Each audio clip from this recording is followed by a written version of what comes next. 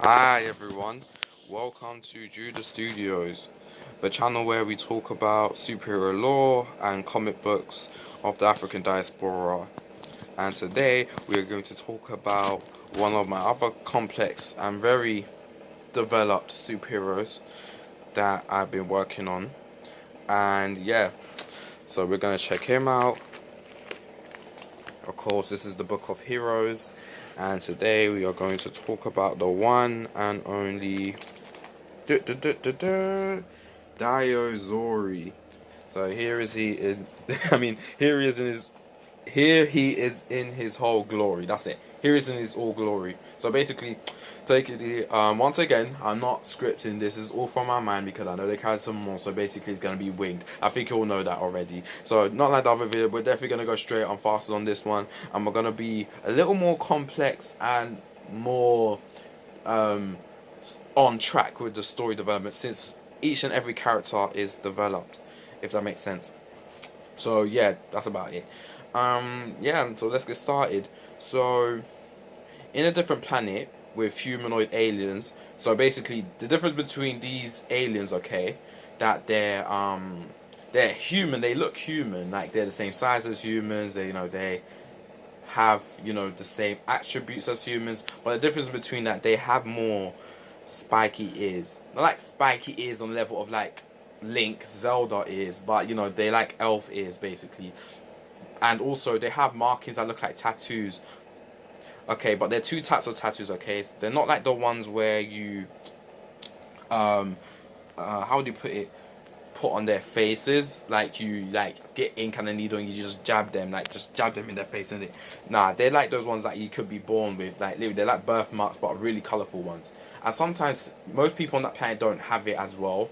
Like they could just naturally be normal skin or just average skin complexion like everybody else, like earthlings, like humans basically.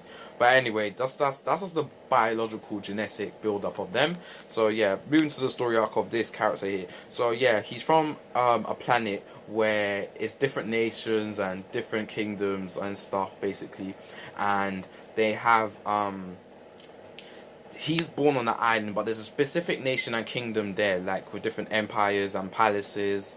He's just born like a dragon island, and the island is shaped like a dragon emblem. Okay, so those are like the dragon people off that planet, and there was an invasion of like another species coming to their planet, taking their resources. So there was like a really big war, and the thing is that this character's father and mother, his parents, the father ended up dying because like he like fought so much. He was really powerful, but then when you have too much friction and conflict coming at you at once, I mean it's gonna be too hard to handle. So he ended up passing, and then for some reason the leader, the enemy of that planet, the one that started the invasion, that leader, he came there and he saw the mother, and the mother, his mother was his mother was pregnant with him. So basically, while this was all happening, the father at the time when he was alive, he put his mother in a safe place, but obviously that safe place was kind of based out for some reason. And for some reason, the man was asking for one of these element crystals, like these gems that he had.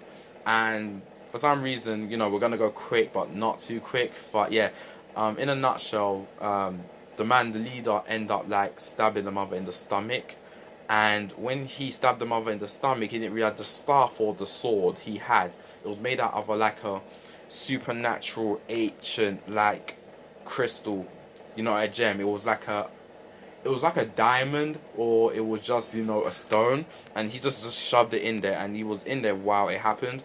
And for some reason it changed his genetics, and his biology makes him look like this. Oh yeah, by the way, this is not what he looks like. In the planet they don't look like this. Think of them like um kaiju or like Power Rangers, like when the Hulk gets angry, like when Bruce gets angry, everyone knows, like Bruce Banner, Marvel, yeah, that's it. When they get angry, he turns into the Hulk. That's not how he originally is. This is basically the same thing. On that planet, though, everyone turns into like dragon-like creatures. Like, they look like me and you and me. They are human. Okay, they're not.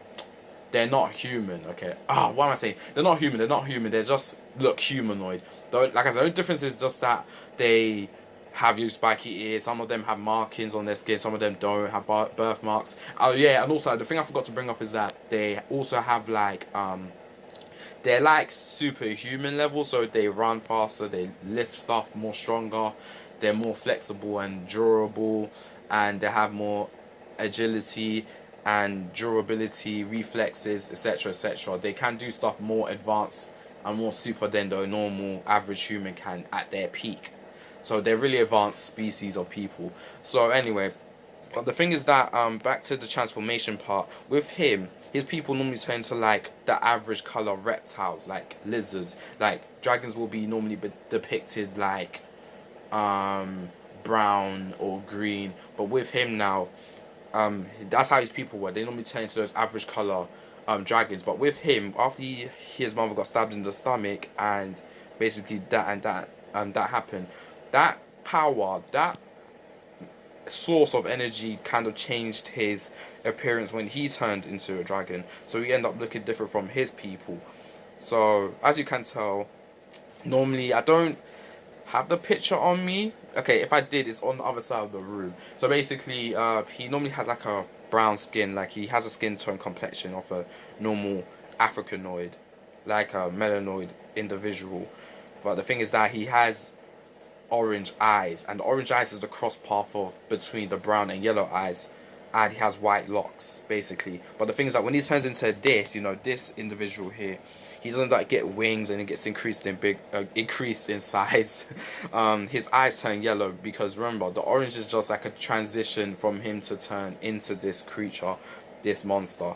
I know that's not the I know that's not the right choice of words, but then the whole thing of this story is about showing that don't judge a book by its cover. Don't judge like an individual and a person by their looks. So that's the kind of hero he's going through. So he goes a lot of struggles and difficulties. But anyway, so yeah, he turns into this, and he has yellow eyes that glow, and then he has, you know, sick wings. He looks like Toothless, kind of like Toothless from How to Train Your Dragon, but that's another day. And also, I don't know other DC. I don't know who done that as well, but that's another story. I guess I'm all over the place. Anyway, we'll go straight forward to this. So yeah, a couple years later, he was adopted and from another group of people. They're not the dragon people. They're other people he is. And he wondered like what happened to his parents. Why is he so strong and powerful? Because remember, other species of people from different planets don't just turn to dragons. They turn to these other monstrous kind of creatures and these beasts as well. So they end up having their own kind of kaiju or their level of like monster mode or something like that, beast mode. So obviously he's the strongest even at a young age, as a baby and an infant to a child and a teenager. He was just stronger than everyone else. He was ripping people apart back and forward. He was really strong, he learned fast, and then he was curious why is he so strong, and then why people don't like him with his appearance or why he turns. And then the story goes about, oh, it's because you're unique, you're different, you're a beauty, like you're just like pretty or something. Yeah, pretty or something like that's his name. He's like something beautiful or something like that. But yeah, to move it forward, he was just wandering around because he was just curious about what his existence, what's his purpose in life. And then he realized that he's been sent on a mission. Well, I don't know if he's wandering because he's known for wandering around. So he just went to Earth, just doing normal things. And then he realized that the same person years ago, because what? He's young as well, like not as young as Eagle Man, because Eagle Man is like 20. I mean the current Eagle Man, not the first one, you know, the son, not when the father died sacrificing his earth to save the planet. We're talking about the son, he's 20, but then this character here, he's 18. So this is a really young character. He's 18 and he's quite short. Wait, man said he was short. He's quite tall, like not he's not tall like massive huge. He's just only like 5'8", but then when he turns into this, he's like 8 feet. So he's 5'8", 10 inches, so in feet. But then when he like turns into this creature right here, he's 8 feet. So he kind of turns really way bigger. So anyway, he's just on the earth and he realized that someone's hunting this kind of sage, like a kind of witch-like woman, and also another young girl, like she's also the same age as him, but you know, way shorter because she's female in nature in it. But the thing is that in another story, we're going to talk about her as well. Like we're going to do a whole origin story on her because she's really important, not just in the superhero group or in the story, but the whole span of the universe, of the Judah universe as a whole. So yeah, she's called Uchimawa. That's not her actual name. It is her name, but it's not what she's called. That's her like superhero stage name, kind of. Anyway, so basically he has to protect her now because they want her power because she's made out of, or she possesses the same power and abilities of a stone or the crystal gem, diamond, whatever you want to call it. She's really OP as well, but she doesn't know the full potential of powers as well. But she's the things that she was raised by, sage, witches, warlocks, wizards, sorcerers. Like she's one of those kind of like voodoo, juju kind of people. And she has locks, but her locks are black because she's human. Basically, she's human, but she does have extreme level of superpowers and abilities that she does not have full capability of handling yet. So yeah, so basically he has to deal with that, and he has to deal with controlling because if you notice, he can't fly. Because like I said, this character is complex. Like I don't want to get too fast or rush into this in the short minutes we have or short seconds. But like I said, he can't fly or breathe fire. Yeah, in the later stories, why he develops with different story arcs and different group developments when he teams up, he will end up getting more powerful and stronger. Like I said, these characters are still learning about their full potential. They don't know what they're actually capable of. They get really more insanely powerful and stronger with their abilities after the development of the story because they're still young as well. So basically he has to protect her. She and him falls in love because he actually has a love interest in this story. He has a love interest. He has a love interest. That's it. What am I saying? Yeah. So they both are.